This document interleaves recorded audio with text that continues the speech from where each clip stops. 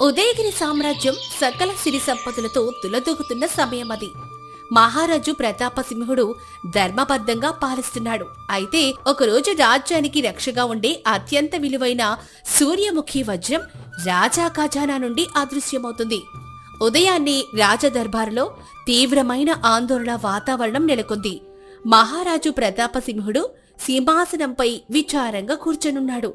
మహామంత్రి భాస్కరుడు, సేనాపతి గజపతి తలదించుకొని నిలబడి ఉన్నారు. ఒక సామాన్య భటుడు విక్రముడు ద్వారం వద్ద కాపలా ఉన్నాడు. మహామంత్రి భాస్కరుడా, నా చెవులు పగిలిపోయే వార్త చెప్పారు. మన ఉదయగిరి సామ్రాజ్యానికి రక్షణ కవచం లాంటి సూర్యముఖి వజ్రం దొంగలించబడడం ఏమిటి? అభేద్యమైన మన రాజ ఖజానాలోకి దొంగలు ఎలా ప్రవేశించారు? నా గుండె పగిలిపోతోంది.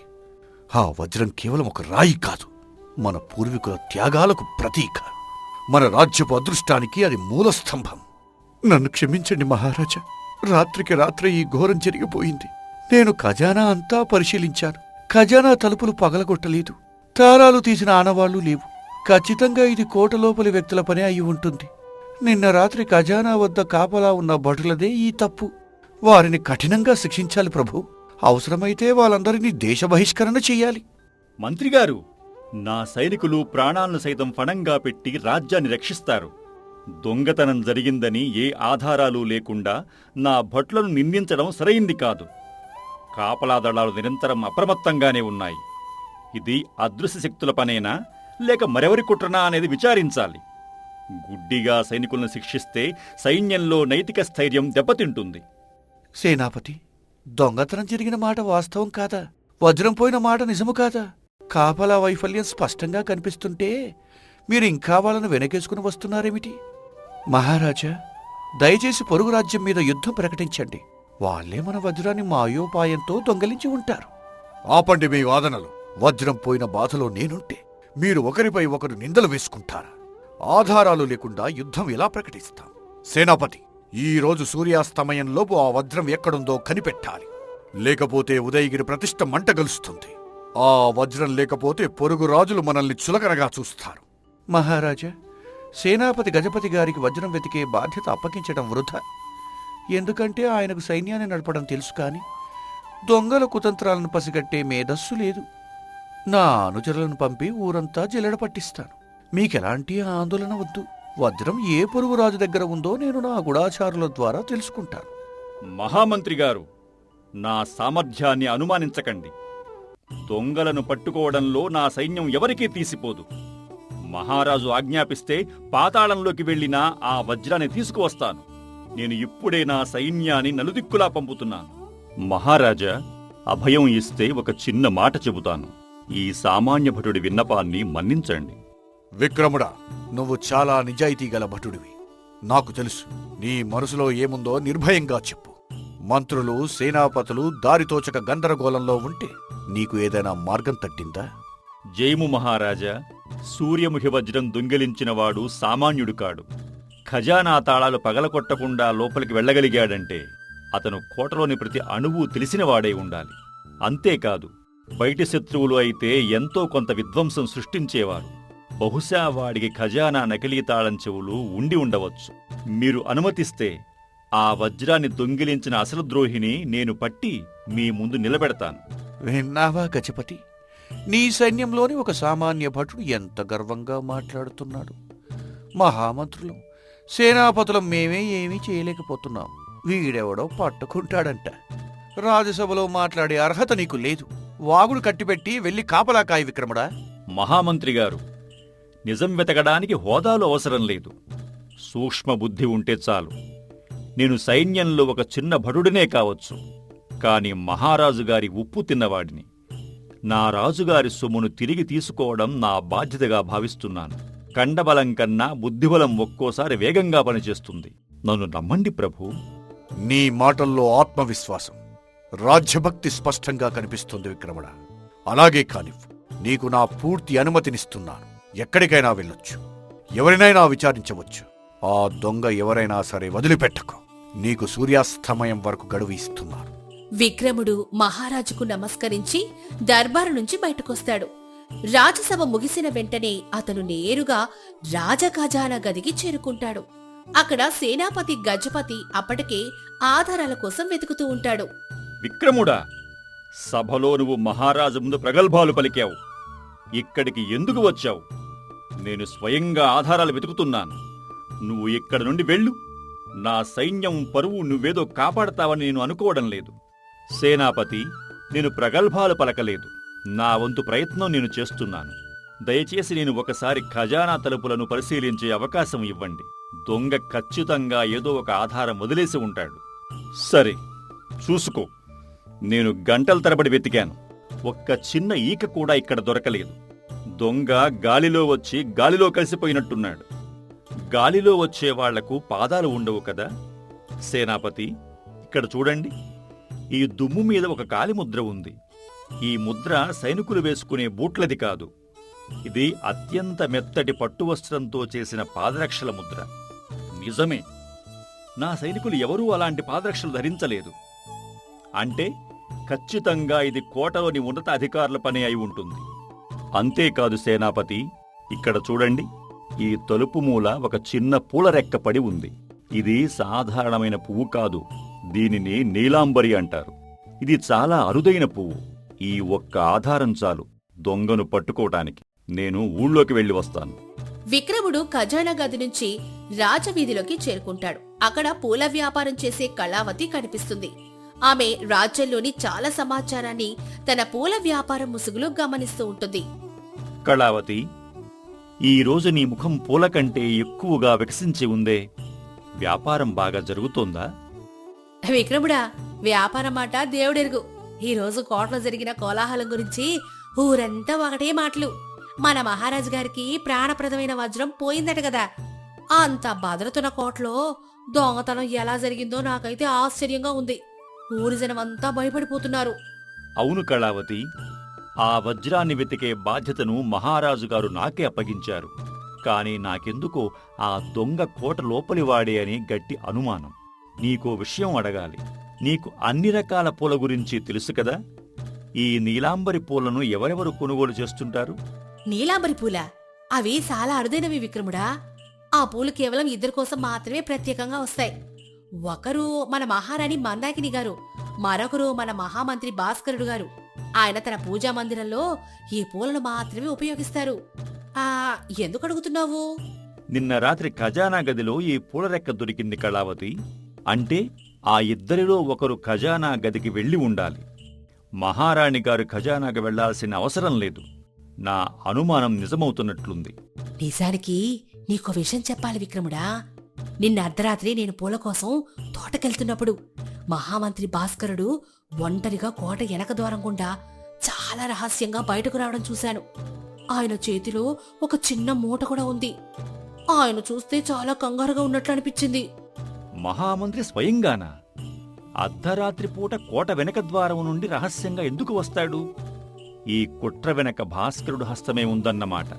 వజ్రం దొంగిలించి ఎవరికో అప్పగించడానికి పథకం పన్నాడు. కాని విక్రముడా, భాస్కరుడు చాలా పలుకుబడున్నాడు. అతన్ని ఎదిరించడం అంటే ప్రాణాలతో సెలగాటం. మహారాజు గారికి అతనిపై అపారమైన నమ్మకం ఉంది. సరైన ఆధారం లేకుండా నువ్వు అతని పేరు చెప్తే నిన్నే కారాగారంలో పడేస్తారు. జాగ్రత్తగా అడిగి. నా ప్రాణాలు పోయినా పర్వాలేదు కళావతి. రాజద్రోహిని వదిలిపెట్టను. నిన్న రాత్రి ఖజానా వైపు మంత్రిగారు వెళ్లారో లేదో ఖచ్చితంగా తెలుసుకోవాలి. మహారాణి మందాకిని గారి మందిరం ఖజానాకు దగ్గర్లోనే ఉంటుంది. ఆమె ఏమైనా గమనించారో అడగాలి. నువ్వు పూలు ఇచ్చే నెపంతో మహారాణి గారి వద్దకు వెళ్లి నా కోసం ఒక అవకాశం ఇప్పించు. సరే విక్రముడా, నేనిప్పుడే వెళ్ళి మహారాణి గారితో మాట్లాడతాను. నువ్వు అంతఃపురం పశ్చిమ ద్వారం వద్దుండు. కొంత సమయం తర్వాత మహారాణి మందాకిని అంతఃపురంలో కళావతి ఆమెకు పూలిస్తూ విక్రముడు గురించి చెప్తుంది. మహారాణి విక్రముణ్ణి లోపలికి అనుమతిస్తుంది. విక్రముడు లోపలికొచ్చి రాణికి నమస్కరిస్తాడు. విక్రముడా, కళావతి అన్నీ చెప్పింది. సూర్యముఖి వజ్రం దొంగలించబడినప్పటినుంచి మహారాజు గారు ఎంతో మనోవేదనకు గురవుతున్నారో నేను చూడలేకపోతున్నాను. ఆ వజ్రం కేవలం విలువైన రాయి కాదు, మహారాజు గారి ఆత్మవిశ్వాసం. నీ ప్రాణాలకు సైతం తెగించి ఆ వజ్రాన్ని వెతుకుతున్నావని విన్నాను. నీకు నా నుంచి ఎలాంటి సహాయం కావాలి? మహారాణి, మీ దయకు కృతజ్ఞతలు. నిన్న రాత్రి మీ మందిరానికి సమీపంలో ఉన్న ఖజానా గది వైపు ఎవరైనా వెళ్లడం మీరు గమనించారా? ఆ దొంగ కోటలోని ముఖ్య అధికారేనని నాకు అనిపిస్తోంది. నిన్న అర్ధరాత్రి నాకు నిద్ర పట్టక వరండాలో నడుస్తున్నాను. అప్పుడు ఖజానా గది వైపు మహామంత్రి భాస్కరుడు వెళ్ళడం నేను చూశాను. కానీ మహారాజు గారి ఆజ్ఞ మేరకే ఆయన అత్యవసరంగా అక్కడికి వెళ్ళుంటారని భావించి నేను పెద్దగా పట్టించుకోలేదు. ఆయన చేతిలో ఒక దీపం, మరొక చేతిలో ఏదో ఒక పెట్టెలాంటిది. పైగా ఆయన తన జేబులో నుండి ఏదో పడిపోయినా కూడా గమనించకుండా కంగారుగా వెళ్ళిపోయాడు. చూసావా విక్రముడా, ఆయన జేబులో నుంచి పడిపోయిందే ఆ నీలాంబరి పూల రెక్కై ఉంటుంది. నా అనుమానమే నిజమైంది. మహామంత్రి గారే స్వయంగా వజ్రాన్ని తీసుకుని బయటకు తీసుకెళ్ళుంటారు. మహారాణి, మీ మాటలతో నా అనుమానం పూర్తిగా బలపడింది. భాస్కరుడు తన అధికారాన్ని అడ్డుపెట్టుకుని సూర్యముఖి వజ్రాన్ని శత్రురాజులకు విక్రయించి మన రాజ్యాన్ని బలహీనం చెయ్యాలని చూస్తున్నాడు. పొద్దున దర్బారులో ఏమీ తెలియనట్టు నాటకం ఆడాడు. కాని మహారాజు గారికి ఈ విషయం చెబితే వారు నమ్మరు. ఎందుకంటే భాస్కరుడు మహారాజుకు అత్యంత ఆప్తుడు. నాకు తగిన సాక్ష్యాలు కావాలి. విక్రముడా, నువ్వు చెప్పింది నిజమే. భాస్కరుడు దొంగని రుజువు చేయాలంటే వాడి చేతిలో ఆ వజ్రం ఉన్నప్పుడే పట్టుకోవాలి. అప్పుడే మహారాజు గారు నమ్ముతారు. కాని వాడు చాలా వంచకుడు. పైగా వాడికి సొంత సైన్యం లాంటి అనుచరులు ఉన్నారు. మరి వాడిని ఎలా పట్టుకుంటావ్? నాకు ఒక దారి కనిపిస్తోంది మహారాణి. భాస్కరుడు ఆ వజ్రాన్ని వెంటనే రాజ్య సరిహద్దులు దాటించలేడు. వాడు ఖచ్చితంగా తన రహస్య స్థావరంలో దానిని దాచి ఉంచుతాడు. ఈ సాయంత్రమే వాడు ఆ వజ్రాన్ని శత్రువులకు అప్పగించవచ్చు. ఆ స్థావరం ఎక్కడుందో తెలుసుకోవాలంటే సేనాపతి గజపతి గారి సహాయం నాకు కావాలి. కాని ఆయనకు నేను నేరుగా చెబితే నమ్మరు. పైగా నాపై కోప్పడతారు. గజపతి గారు చాలా కోపిష్టి. పైగా ఆయనకు మంత్రులంటే అపారమైన గౌరవం. ఒక మంత్రి మీద నిందేస్తే ఆయన నీ మాటలు ఎలా నమ్ముతాడు విక్రముడా? నమ్మేలా చెయ్యాలి కళావతి. నిజం ఆయన కళ్ల ముందు ఉంచితే ఆయనే నమ్ముతాడు. సరే దేవి, మీ అనుమతి తీసుకుని నేను బయలుదేరతాను. ఈ సాయంత్రంలోపు భాస్కరుడి నిజస్వరూపాన్ని మహారాజుగారి ముందు బట్టబయలు చేస్తాను. విక్రముడు అంతఃపురం నుంచి నేరుగా రాజ్య సరిహద్దుల్లో ఉన్న దట్టమైన అడవి మార్గానికి చేరుకుంటాడు. అక్కడ సేనాపతి గజపతి తన సైకిలుతో గస్తీ కాస్తున్నాడు. విక్రముడు వేగంగా ఆయన ముందు వాలిపోతాడు. ఏయ్ విక్రముడా, ఇక్కడేం చేస్తున్నావురా నువ్వు? మహారాజుగారి ముందు ప్రగల్భాలు పలికి వజ్రాన్ని వెతుకుతానన్నావు. దాని వదిలేసి అడవులో ఏం చేస్తున్నావు? దొంగలు అడవుల్లో దాక్కున్నారని నీకు కల వచ్చిందా? నా సమయాన్ని వృధా చేయకు. సేనాపతి గారు, క్షమించండి. నేను వజ్రాన్ని వెతుక్కుంటూనే ఇక్కడికి వచ్చాను. నా విచారణలో ఒక భయంకరమైన నిజం తెలిసింది. మన మహామంత్రి భాస్కరుడు గారికి పొరుగు రాజ్యపు రాజుకు మధ్య రహస్య ఒప్పందం జరిగింది. సూర్యముఖి వజ్రాన్ని వాళ్లకే అప్పగించడానికి ఆయన పథకం పన్నారు. దానికి ఆధారాలు కూడా ఉన్నాయి. ఎంత ధైర్యంరా నీకు? మన మహామంత్రిపైనే నిందలు వేస్తావా? ఆయన మహారాజుకు కుడిభుజం లాంటివాడు. నీ మాటలకు ఎలాంటి రుజువు లేదు. నువ్వే ఏదో కుట్ర పన్నుతున్నట్టున్నావు. నిన్ను ఇప్పుడే కారాగారంలో బంధిస్తాను. నన్ను బంధించడం వల్ల రాజధర్మం నెరవేరదు సేనాపతి. మీరు నా ప్రాణాలు తీసినా నేను నిజమే చెబుతాను. ఖజానాలో దొరికిన నీలాంబరి పువ్వు ఆయనదే అని మహారాణి గారు కూడా నిర్ధారించారు. మీ కళ్లతో మీరే చూడాలనుకుంటే నాతో పాటు పశ్చిమ దిశగా ఉన్న ఆ పాడుబడిన కోట దగ్గరకు రండి. భాస్కరుడు ఈ సాయంత్రం అక్కడే వజ్రాన్ని శత్రువులకు అప్పగించబోతున్నాడు. ఒకవేళ నా మాట అబద్ధమైతే ఆ పాడుబడిన కోటలోనే నన్ను కఠినంగా శిక్షించండి.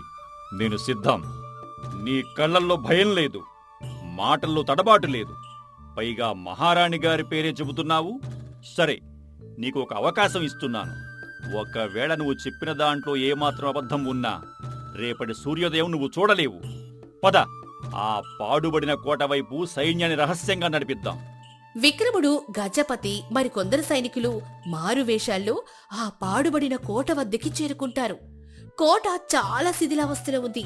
ఎవరూ లేరని నిర్ధారించుకున్న తర్వాత వారు ఒక గోడ చాటున నక్కి లోపలి పరిణామాలను గమనిస్తూ ఉంటారు. కొద్దిసేపటికే మహామంత్రి భాస్కరుడు ఒంటరిగా అక్కడికొస్తాడు. అతని ముఖంలో విజయం సాధించిన గర్వం కనిపిస్తోంది. ఆ పొరుగు రాజ్యపు గుడాచారులు ఇంకా రాలేదేమిటి? వాళ్ళు రాగానే ఈ వజ్రాన్ని వాళ్ళ చేతిలో పెట్టి ఆ బంగారు నాణాలు తీసుకుని వెళ్ళిపోవాలి. ఎంత గొప్పగా పథకం పన్నాను. ఆ ప్రతాపసింహుడు అమాయకుడు నా చేతికి ఇన్ని అధికారాలు ఇచ్చి కళ్ళు మూసుకొని కూర్చున్నాడు. ఈ వజ్రం పోయిందన్న బాధలో వాడు కృషించిపోతాడు.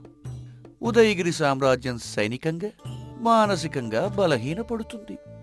అప్పుడు పొరుగురాజు ఈ రాజ్యంపై దండెత్తి నన్ను ఇక్కడికి రాజుగా ప్రకటిస్తాడు. నా చిరకాల స్వప్నం నెరవేరబోతుంది. ఇక నన్ను ఆపేవాడు ఎవ్వడూ లేడు. ద్రోహి, నమ్మకద్రోహి, రాజద్రోహం చేస్తున్నాడా? నేను ఎంత మూర్ఖుడిని! ఇన్నాళ్ళు ఈ వంచకుడిని మహామంత్రిగా గౌరవించానా? విక్రముడా, నువ్వు చెప్పింది అక్షరాల నిజం. వీడి అసలు రంగు నాకు ఇప్పుడు తెలిసింది. వీడిని ఇప్పుడే పట్టుకొని మహారాజు ముందు నిలబెడతాను. తొందరపడకండి సేనాపతి. మనం ఇప్పుడే దాడి చేస్తే వజ్రం లాక్కుంటాడు. కాని వీడు శత్రువులతో కుమ్మక్కయ్యాడు అనడానికి సాక్ష్యం ఉండదు. పైగా వాడు మహామంత్రి కాబట్టి సభలో మన మీదకే నిందలు వేసి తప్పించుకోగలడు. శత్రు గూఢచారులను రానియ్యండి. వాళ్లకు వజ్రం ఇప్పిస్తున్నప్పుడే రెడ్ హ్యాండెడ్గా పట్టుకోవాలి. అప్పుడే మహారాజుకు సరైన సాక్ష్యం లభిస్తుంది. నీ బుద్ధిబలం అద్భుతం విక్రముడా. కోపంలో నేను తొందరపడిపోయాను. సరే, నువ్వు చెప్పినట్టే చేద్దాం. ఆ శత్రుదేశపు మనుషులు వచ్చే వరకు ఆగుతాను. వాళ్ళు రాగానే ముప్పెట దాడి చేద్దాం. కొద్దిసేపటికి ఇద్దరు ముసుగేసుకున్న వ్యక్తులు అక్కడికొస్తారు. వారు భాస్కరుడికి ఒక పెద్ద బంగారు నాణాల సంచిని ఇస్తారు. భాస్కరుడు తన దగ్గర ఉన్న చిన్న చెక్క పెట్టెను తెరిచి అందులోని సూర్యముఖి వజ్రాన్ని వారికి చూపిస్తాడు. వజ్రం కాంతికి ఆ చీకటి గది అంతా వెలిగిపోతుంది. ఇదిగో సూర్యముఖి వజ్రం, చెప్పినట్లే తీసుకువచ్చాను. మీ రాజుగారికి నా నమస్కారాలు చెప్పండి. త్వరలోనే ఉదయగిరి సింహాసనం నా సొంతం కాబోతుందని చెప్పండి. రేపు ఉదయానికల్లా మీ సైన్యం సరిహద్దులు దాటాలి. సేనాపతి, ఆపండి ద్రోహులారా. మీ కదలికలు ముగిశాయి. మీ ఆట కట్టింది. సైనికులారా, ఈ రాజద్రోహులను చుట్టముట్టండి. ఎవరూ తప్పించుకోకూడదు. సైనికులు క్షణాల్లోనే భాస్కరుణ్ణి, ఆ ముసుగు వ్యక్తులను చుట్టుముడతారు. భాస్కరుడు ఊహించని ఈ పరిణామానికి భయంతో వణికిపోతాడు. అతని ముఖం పాలిపోతుంది. చేతిలోని వజ్రం పెట్టె కింద పడిపోతుంది. సేనాపతి, ఏమిటిది? నా మీద మీ సైన్యాన్ని ఉసిగొల్పుతున్నారా? నేను మహామంత్రిని. నన్ను బంధించే అధికారం మీకు లేదు. ఇది శత్రువులను పట్టుకోవడానికి నేను వేసిన ఒక రహస్య పథకం. మీరు నన్ను అపార్థం చేసుకుంటున్నారు. నన్ను వదిలేయండి. మీకేమైనా ప్రతిఫలం కావాలంటే నేనిస్తాను. నోర్ముయ్ వంచకుడా!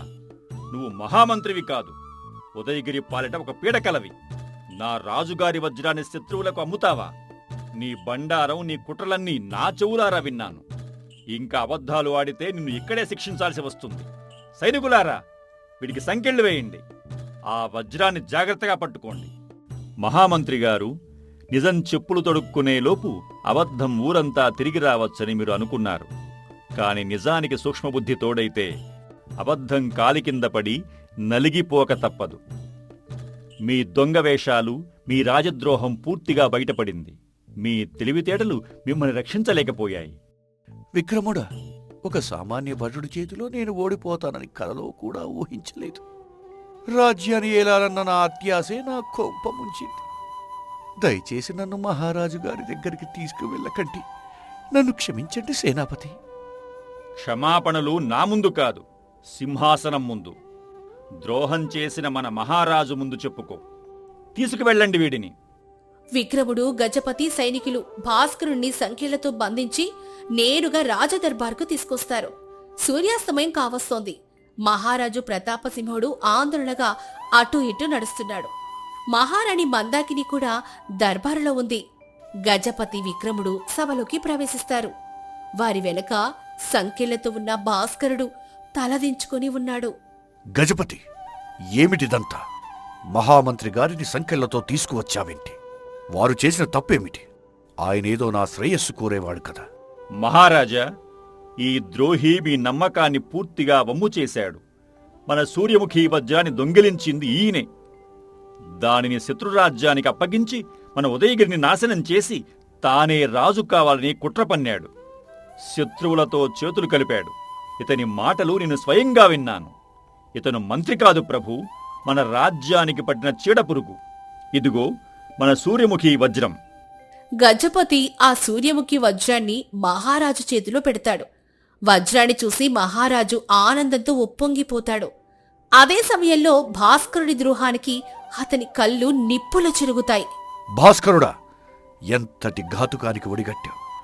నీకు సకల అధికారాలు ఇచ్చి నా కుడిభుజంగా చూసుకున్నాను. దానికి నువ్వు నాకిచ్చిన బహుమతి ఇదే. నీలాంటి వంచకుణ్ణి ఇన్నాళ్లు నమ్మినందుకు నా గుండె మండిపోతుంది. ఒక మిత్రుడిగా ఉంటూ శత్రువులా వెన్నుపోటు పొడిచావు. నీకు తగిన శాస్తి జరగాల్సిందే. నన్ను మన్నించండి మహారాజా, నా కళ్ళు మూసుకుపోయాయి. అధికార దాహం నన్ను రాక్షసుని చేసింది. మీ నమ్మకానికి నేను ద్రోహం చేశాను. నాకు ఒక్క అవకాశం ఇవ్వండి ప్రభు, నన్ను కరుణించండి. ద్రోహులకు రాజ్యాన్ని నాశనం చేయాలనుకున్న వారికి నా రాజ్యంలో క్షమాభిక్ష లేదు. భటులారా, వీడిని కారాగారంలో బంధించండి. వీడి ఆస్తులన్నీ జప్తు చెయ్యండి. జీవితాంతం వీడు వెలుతురు చూడకూడదు. వీడి పేరు మన రాజ్య చరిత్రలో కూడా ఉండకూడదు. వీడిని తీసుకువెళ్ళండి. ప్రభూ, ఈరోజు ఈ మహాకుట్ర బయటపడిందంటే దానికి కారణం మన విక్రముడే. అతని ధైర్యం, బుద్ధిబలం, సమయస్ఫూర్తి లేకపోతే ఆ వంచకుడు మనల్ని ఎప్పటికీ మోసం చేస్తూనే ఉండేవాడు. విక్రముడి సేవలు నిజంగా అమోఘం. అతనికి మనమంతా రుణపడి ఉన్నాము. అవును మహారాజా, మహారాణిగారు చెప్పింది అక్షరాలా నిజం. నేను మొదట వీడిని నమ్మలేదు, అవమానించాను కూడా. కాని ఎంతో పక్కా ప్రణాళికతో దొంగను ఆధారాలతో సహా పట్టుకునేలా చేశాడు. వీడి బుద్ధిబలానికి, దేశభక్తికి నేను తలవంచుతున్నాను. మన సైన్యంలో ఇలాంటివాడు ఉండటం మన అదృష్టం. విక్రముడా, నువ్వు సామాన్య భటుడివి కావు. ఉదయగిరి సామ్రాజ్యానికి రక్షకుడివి. అంగబలం కన్నా బుద్ధిబలం గొప్పదని నువ్వు నిరూపించావు. నీ నిజాయితీకి, తెలివితేటలకు నేను ఎంతగానో సంతోషిస్తున్నాను. నీ సేవలకు వెలకట్టలేను. నీకు ఎలాంటి బహుమతి కావాలో కోరుకో. మహారాజా, మీ ఆదరణే నాకు అతిపెద్ద బహుమతి. నా మాతృభూమికి సేవ చేసే అవకాశం దొరికినందుకు గర్వపడుతున్నాను. నాకు ఏ సంపదలు వద్దు. నా కర్తవ్యాన్ని నేను నిర్వర్తించాను, అంతే. నీ నిస్వార్థం నన్ను ముగ్ధుణ్ణి చేసింది విక్రముడా. కాని ప్రతిభకు తగిన గుర్తింపు ఇవ్వటం రాజుగా నా బాధ్యత. కేవలం భటుడిగా నీ సేవలు సరిపోవు. ఈ క్షణం నుండి నిన్ను ఉదయగిరి సామ్రాజ్యపు ముఖ్య సలహాదారునిగా నియమిస్తున్నాను. నా పక్కన ఉండి ఈ రాజ్యాన్ని సురక్షితంగా నడిపించే బాధ్యత ఇక నీదే. జయము మహారాజా! విక్రముడికి తగిన గౌరవం దక్కినందుకు ఈ రాజ్య ప్రజలంతా ఆనందిస్తారు. అతల్లాంటి బుద్ధిమంతుడు ఆ పదవికి 100% అర్హుడు. మన రాజ్యం ఇక భద్రంగా ఉంటుంది. కళావతి, నీ సహాయం గురించి కూడా మహారాణి నాకు చెప్పారు. రాజ్య శ్రేయస్సు కోసం గూఢాచారిలా పనిచేసి విక్రముడికి సహాయపడిన నీకు కూడా తగిన బహుమానం ఇస్తాను. నిన్ను రాజమందిరానికి ప్రధాన పూల వ్యాపారిగా నియమిస్తున్నాను. మీ అందరి ప్రేమకు, నమ్మకానికి సదా కృతజ్ఞుడను. నా ప్రాణం ఉన్నంతవరకు ఉదయగిరి సామ్రాజ్యాన్ని కాపాడుకుంటాను. ధర్మం కోసం నిరంతరం పోరాడుతూనే ఉంటాను.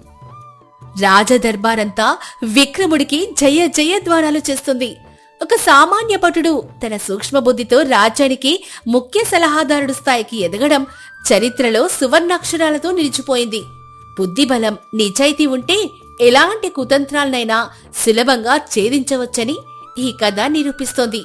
భాస్కరుడు కారాగారంలో మగ్గిపోగా ఉదయగిరి సామ్రాజ్యం విక్రముడి సలహాలతో సుభిక్షంగా, సురక్షితంగా విరాజిల్లింది. ధర్మం గెలిచింది, కుతంత్రం ఓడిపోయింది. నిజాయితీగల సామాన్యుడు సైతం బుద్ధిబలంతో అసాధ్యాలు సుసాధ్యం చేయగలడని ఈ కథ మనకు బోధిస్తుంది. మీ జీవితంలో ఎప్పుడైనా మీ బుద్ధిబలంతో ఒక పెద్ద సమస్యను పరిష్కరించినట్లయితే కింద కామెంట్ ద్వారా మాతో రామాపురం అనే ఒక ప్రశాంతమైన పల్లెటూరు. ఆ ఊరి చివరన ఒక చిన్న పూరి గుడిసె. అందులో ఒక పాత పనిబల్ల. ఆ బల్ల మీద కొన్ని పనిముట్లు ఉంటాయి. వాతావరణం ఎంతో ఆహ్లాదంగా పచ్చని పొలాలతో నిండి ఉంటుంది. సాయంత్రం సమయం ఆరుబయట వీరయ్య తన పనిబల్ల దగ్గర కూర్చొని ఒక చిన్న చర్మం ముక్కను చూస్తూ దీర్ఘంగా ఆలోచిస్తున్నాడు. లోపలి నుండి పార్వతి వస్తుంది. పార్వతి, చూసావా మన పరిస్థితి ఎలా తయారైందో?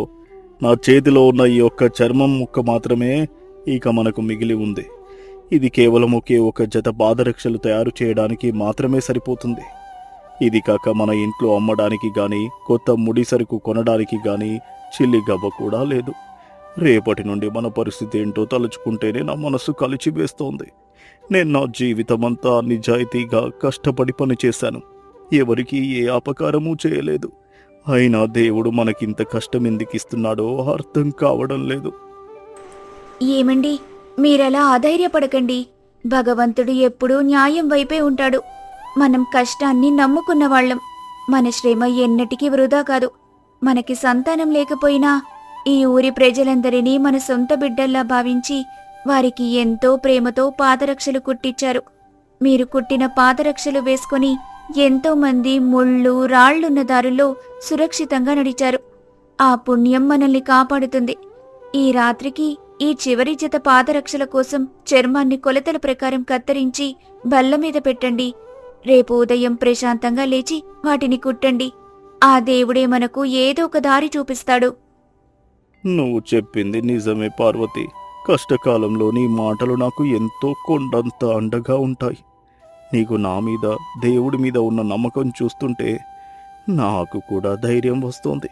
సరే, నువ్వు చెప్పినట్లే ఈ చివరి చర్మం ముక్కను జాగ్రత్తగా కొలతలు తీసి సిద్ధం చేసి బల్ల మీద పెడతాను. మన దగ్గర తినడానికి ఏమైనా ఉందా? ఆకలిగా ఉంది. నిన్న లక్ష్మమ్మ ఇచ్చిన జొన్నెలు కొన్నుంటే వాటితో కాస్త గంజి కాచాను. అందులో నంజుకోవడానికి కొద్దిగా ఆవకాయ ఉంది. మీరు పని ముగించుకొని రండి. ఇద్దరం ఆ గంజి తాగి పడుకుందాం. రేపటి గురించి రేపు ఆలోచిద్దాం. అదే సమయానికి వాకిట్లోకి లక్ష్మమ్మ వస్తుంది. ఆమె చేతిలో ఒక చిన్న పాత్ర ఉంటుంది. ఏమక్క పార్వతి, ఉన్నావా లోపల? వీరయ్య గారు పనిచేస్తున్నారా? రా లక్ష్మమ్మ, లోపలికి రా. ఆయన పని ముగించే సమయమైంది. ఏమిటి ఈ పూట మా ఇంటి వైపొచ్చావు? చేతిలో ఆ పాత్రేమిటి? ఏమీ లేదక్కా, ఈరోజు మా ఇంట్లో బెల్లమన్నం వండాను. మీక్కూడా కొద్దిగా ఇద్దామని ఇలా తీసుకొచ్చాను. అయినా మీరీ మధ్య బాగా మౌనంగా ఉంటున్నారు. వ్యాపారం సరిగ్గా సాగటం లేదా ఏమిటి? వీరయ్య ముఖం చూస్తుంటే ఏదో పెద్ద చింతలో ఉన్నట్టనిపిస్తోంది. నేను మీకేమైనా సహాయం చేయగలనా? నా దగ్గర కొద్దిగా డబ్బులు దాచుంచాను. మీకవసరమైతే తీసుకోండి. మళ్ళీ ఎప్పుడైనా తీరిగ్గా ఇద్దురుగాని. నీ మనసు చాలా మంచిదమ్మా లక్ష్మమ్మ. పక్క వాళ్ళ కష్టం చూసి చలించిపోయే గుణం నీది. మా వ్యాపారం కాస్త మందగించింది అన్నది నిజమే. ఉన్న ముడి సరుకు అంతా అయిపోయింది.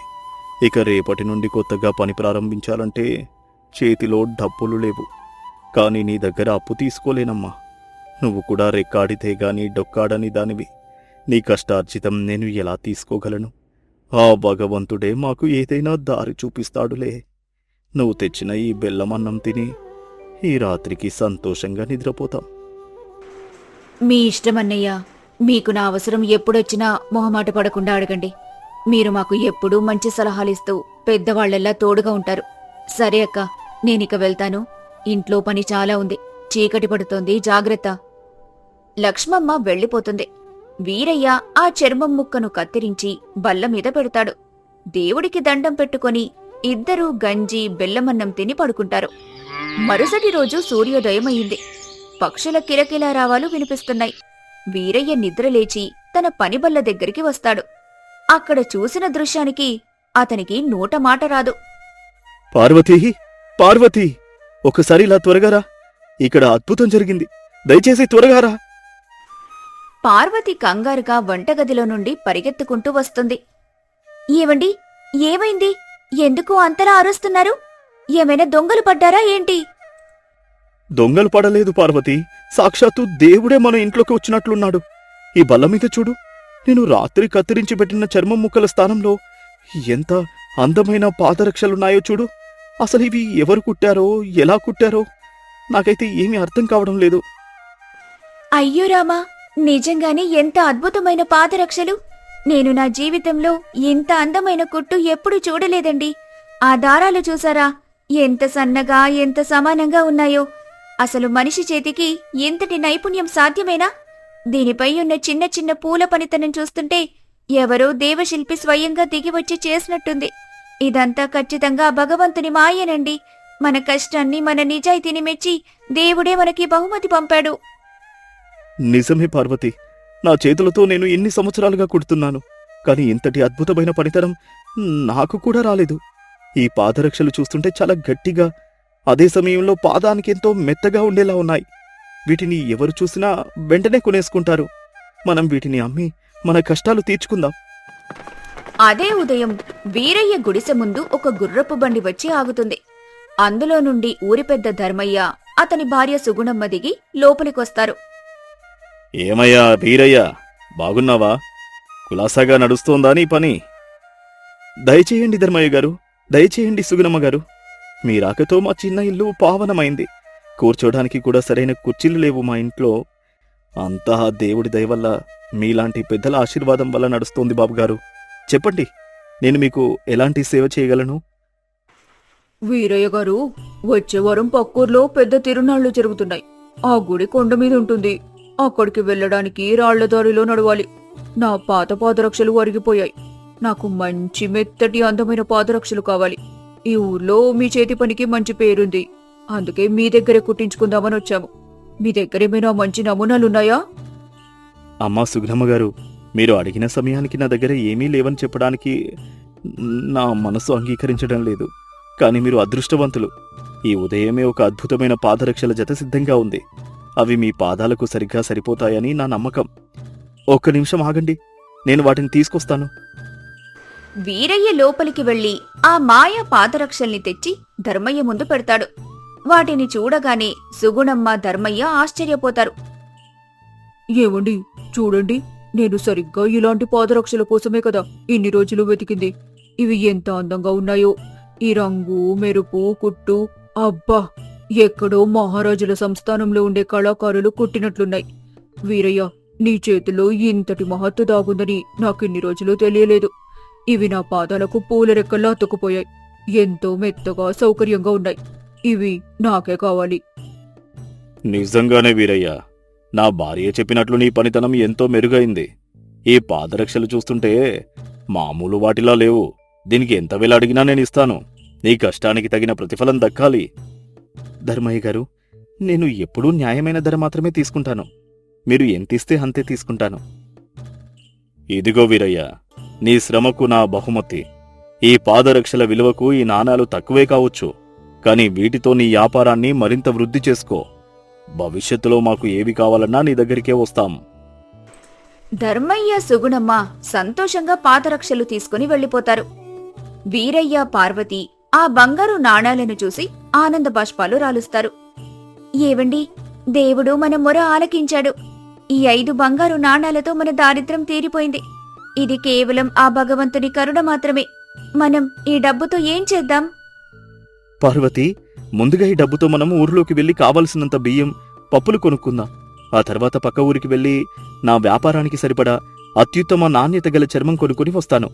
ఈసారి ఒక జత కాదు, ఏకంగా 2 జతల పాదరక్షలు తయారు చేయడానికి సరిపడా ముడి సరుకు తెస్తాను. ఆ దేవుడి దయ ఎలా ఉంటుందో చూద్దాం. మనకు అండగా నిలిచిన ఆ కనిపించని దైవానికి మనం ఎప్పటికీ రుణపడి ఉంటాం.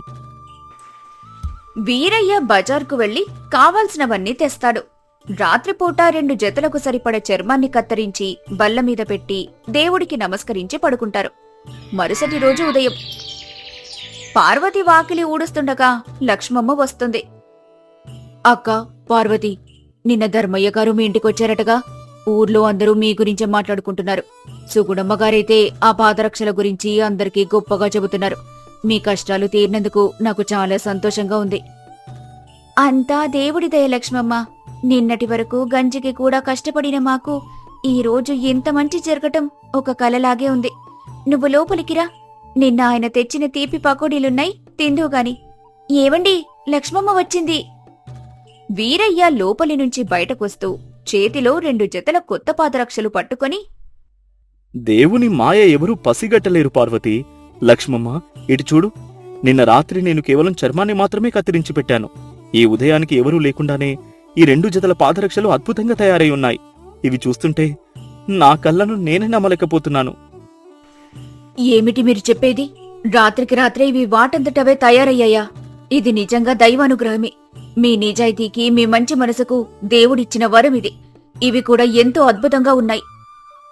అదే సమయంలో ఒక వ్యాపారి వచ్చి ఆ 2 జతలను అత్యధిక ధరకు కొని తీసుకుని వెళ్తాడు. కాలక్రమేణా మార్పు. ఇలా ప్రతి రాత్రి వీరయ్య చర్మాన్ని కత్తిరించి పెట్టటం, ఉదయానికి అవి అద్భుతమైన పాదరక్షలుగా మారటం జరుగుతూ ఉంటుంది. కొద్ది నెలల్లోనే వీరయ్య చాలా ధనవంతుడవుతాడు. కాని వారిలో ఏమాత్రం గర్వం రాలేదు. పూరి గుడిసె స్థానంలో ఒక అందమైన పెంకుటిల్లు నిర్మిస్తారు. పేదలకు ఎంతో దానధర్మాలు చేస్తారు. ధర్మయ్య ఒకరోజు వీరయ్య దగ్గరకొచ్చి, వీరయ్య, నువ్వు ఇప్పుడు ఈ ఊరికే పెద్ద వ్యాపారివయ్యావు. అయినా నీలో ఆ పాత వినయం, మంచితనం ఏమాత్రం తగ్గలేదు. మొన్న ఊరి గుడికి నువ్వు ఇచ్చిన విరాళం చూసి నాకు చాలా సంతోషం వేసింది. సంపద రాగానే గర్వం రావడం సహజం. కాని నువ్వు అందుకు మినహాయింపు. దేవుడు నిన్ను ఎప్పుడూ చల్లగా చూడాలి. ధర్మయ్య గారు, ఇదంతా దేవుడు పెట్టిన భిక్ష. నాలాంటి పేదవాడిని ఈ స్థితికి తీసుకువచ్చిన ఆ కనిపించని శక్తుల పుణ్యం. నాకంటూ ఏమీ లేదు. అంతా 10 మందికి సాయం చేయడానికే. పెంకుటింట్లో రాత్రి సమయం వీరయ్య పార్వతి మాట్లాడుకుంటున్నారు. ఏవండి, మనం రోజురోజుకు ఇంత అభివృద్ధి చెందుతున్నాం. కాని మనకు ఈ సాయం చేస్తుంది ఎవరో తెలుసుకోవాలని మీకనిపించడం లేదా? ఇన్ని రోజులుగా ఎవరూ గుర్తు తెలియని వారు మన కోసం ఇంతలా కష్టపడుతున్నారు. కనీసం వారు ఎవరో చూసి వారికి కృతజ్ఞతలు తెలుపుకోవటం మన బాధ్యత కదా. నా మనసులో కూడా ఈ ఆలోచన ఎప్పటి నుండో ఉంది పార్వతి. సరే, ఈ రాత్రికి నేను చర్మాన్ని ఎప్పట్లాగే కత్తిరించి బల్ల మీద పెడతాను. కాని మనం నిద్రపోకుండా ఆ గదిలోని కిటికీ వెనుక దాక్కుని చూద్దాం. ఆ దేవాది దేవుడు ఎవరిని పంపుతున్నాడో, ఆ అద్భుతం ఎలా జరుగుతుందో మన కళ్ళతో చూసి తరిద్దాం. వీరయ్య ముడిసరుకు బల్ల మీద పెడతాడు. దీపమార్పేసి ఇద్దరూ కిటికీ వెనుక నిశ్శబ్దంగా దాక్కుంటారు. అర్ధరాత్రి సమయమవుతుంది. గడియారం 12 కొడుతుంది. అకస్మాత్తుగా గదిలో ఒక దివ్యమైన చల్లని వెలుగు ప్రసరిస్తుంది. అద్భుతాన్ని కనులారా చూడటం. కిటికీలోంచి ఇద్దరు చిన్నపాటి దేవదూతలు లోపలికొస్తారు. వారి ముఖాల్లో దైవికమైన కళ ఉంటుంది. వారు ఎంతో వేగంగా, నైపుణ్యంతో పనిచేయటం ప్రారంభిస్తారు. వీరయ్య, పార్వతి ఆశ్చర్యంతో గుసగుసలాడుకుంటారు. ఏవండి, చూసారా? వారు సాక్షాత్తు దేవదూతలు. ఎంత అందంగా ఉన్నారో! వారి చేతులు ఎంత వేగంగా కదులుతున్నాయో చూడండి. దారం లేకుండానే కుట్లు పడుతున్నాయి. వారు మన కోసం ఎంత కష్టపడుతున్నారో కదా. కాని పాపం, ఈ చలికాలంలో వారు వేసుకోవడానికి సరైన వెచ్చటి వస్త్రాలు లేవు. వారి చర్మం ఈ చలికి వణికిపోతుంది. నాకు వారిని చూస్తుంటే చాలా బాధగా ఉంది. అవును పార్వతి, మన కష్టాలు తీర్చడానికి సాక్షాత్తు దేవుడే ఈ దేవదూతలను పంపాడు. వాళ్ళు మనల్ని ఎంతగానో ఆదుకున్నారు. వాళ్ళకి మనం ఏదైనా బహుమతి ఇవ్వాలి. ఈ రాత్రి వాళ్ళు వెళ్ళిపోగానే రేపటి నుండి వారికి మనం ఏదైనా చేద్దాం. ఆ దేవదూతలు క్షణాల్లో పని ముగించి పాదరక్షలను బల్ల మీద అందంగా పేర్చి గాలిలో మాయమైపోతారు. మరుసటి రోజు ఉదయం సుగుణమ్మ, లక్ష్మమ్మ వీరయ్య ఇంటికి వస్తారు. సుగుణమ్మ గారు, లక్ష్మమ్మ, మీ ఇద్దరూ ఒక మంచి పనిలో నాకు సాయం చేయాలి. మాకు సాయం చేస్తున్న ఆ దైవశక్తులను నిన్న రాత్రి మేము కన్నులారా చూశాం. వారు ఈ చలిలో సరైన వస్త్రాలు లేకుండా వణుకుతున్నారు. వారికి నేను స్వయంగా నా చేతులతో ఎంతో అందమైన వెచ్చటి పట్టు వస్త్రాలు కుట్టి బహుమతిగా ఇవ్వాలని నిర్ణయించుకున్నాను. నాకు అత్యుత్తమమైన పట్టుదారం, మక్మల్ గుడ్డలు ఎక్కడ దొరుకుతాయో చెప్పండి. ఆహా, ఎంత మంచి ఆలోచన పార్వతి. కృతజ్ఞత కలిగిన మనుషులంటే దేవుడికి కూడా ఇష్టమే. నా దగ్గర పట్నం నుండి తెప్పించిన చాలా విలువైనవి వెచ్చటి పట్టు వస్త్రాలున్నాయి. వాటిని నేను నీకిస్తాను. వాటితో నువ్వు ఆ దేవదూతలకు అందమైన చొక్కాలు, శాలువాలు కుట్టు. నేను కూడా వస్తానక్క. దేవుడికి బట్టలు కుట్టే భాగ్యం నాకు కూడా కొద్దిగా కల్పించు. నా వంతు సాయంగా నేనా బట్టలకు అందమైన పూల అల్లికలు అల్లుతాను. మీ అందరి సాయం మరవలేనిది. నేను కూడా ఆ దేవదూతల పాదాలకు సరిపోయేలా ఎంతో మృదువైన చర్మంతో చిన్నపాటి పాదరక్షలు తయారు చేస్తాను. ఇదంతా మనందరం కలిసి ఆ దేవుడికి అర్పించే కానుక. అందరూ కలిసి వారం రోజుల పాటు ఎంతో భక్తి శ్రద్ధలతో అద్భుతమైన పట్టు వస్త్రాలు, చిన్నపాటి పాదరక్షలు సిద్ధం చేస్తారు. రాత్రి సమయం ఆ బల్ల మీద చర్మం ముక్కలకు బదులుగా అందంగా మడత పెట్టిన పట్టు వస్త్రాలు, శాలువలు, పాదరక్షలు పెడతారు. మళ్లీ ఇద్దరూ కిటికీ వెనుక దాక్కుంటారు. అర్ధరాత్రి కాగానే ఆ ఇద్దరు దేవదూతలు మళ్లీ వస్తారు. బల్ల మీద పనిముట్లకు బదులుగా ఉన్న ఆ అందమైన బహుమతులు చూసి వారు ఎంతగానో ఆశ్చర్యపోతారు. సంతోషంతో గంతులు వేస్తారు. ఏవండి, వాళ్ళ సంతోషం చూస్తుంటే నా జన్మ ధన్యమైనట్టు అనిపిస్తోంది. వాళ్ళు ఆ పట్టుబట్టలు వేసుకుంటున్నారు చూడండి. ఆ దేవదూతలు ఆ వెచ్చటి పట్టు వస్త్రాలు ధరించి పాదరక్షలు తొడుక్కొని ఆనందంగా నృత్యం చేస్తారు.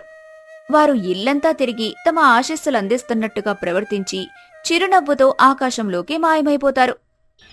మరుసటి రోజు ఉదయం వీరయ్య గుడిసె ముందు ధర్మయ్య, ఊరి జనాలు అందరూ చేరారు. ధర్మయ్య గారు, నిన్నటి రాత్రితో మా అప్పు తీరిపోయింది. దేవుడు మా కష్టాన్ని గుర్తించి మమ్మల్ని ఆదుకున్నాడు. ఆ దేవదూతలు మా బహుమతిని స్వీకరించి సంతోషంగా తమ లోకానికి వెళ్ళిపోయారు. వారు ఇక రారని మాకు తెలుసు. కాని వారు ఇచ్చిన ఈ సంపదను, ఈ దయను నేను ఎన్నటికీ వృధా కానివ్వను. ఈ రోజు నుండి నేను నా స్వంత చేతులతో మళ్లీ కష్టపడి పనిచేస్తాను. దేవుడు ఇచ్చిన ఈ ఆస్తిని మన ఊరి బాగోగుల కోసం ఖర్చు చేస్తాను. చాలా సంతోషం వీరయ్య. దేవుడు ఎప్పుడు అర్హత ఉన్నవారికే సాయం చేస్తాడు. నీలా కష్టాన్ని, నిజాయితీని నమ్ముకున్న వారికి ఎప్పటికీ ఎలాంటి లోటు ఉండదు. మనందరం కలిసి ఈ ఊరిని మరింత అభివృద్ధి చేద్దాం. నీ కథ రాబోయే తరాలకు ఒక గొప్ప ఆదర్శంగా నిలిచిపోతుంది. అప్పటి నుండి వీరయ్య, పార్వతి ఆ దేవదూతలను ప్రతిరోజూ పూజిస్తూ తమ సొంత కష్టంతో పాదరక్షలు కుడుతూ ఊరి ప్రజలందరికీ దానధర్మాలు చేస్తూ ఎంతో సుఖశాంతులతో జీవించారు. భగవంతుడు ఎప్పుడూ కష్టపడేవారికి, నిజాయితీపరులకు తోడుగా ఉంటాడు. ఇతరులు మనకు చేసిన సాయాన్ని ఎన్నటికీ మర్చిపోకూడదు. కృతజ్ఞత కలిగి ఉండాలి.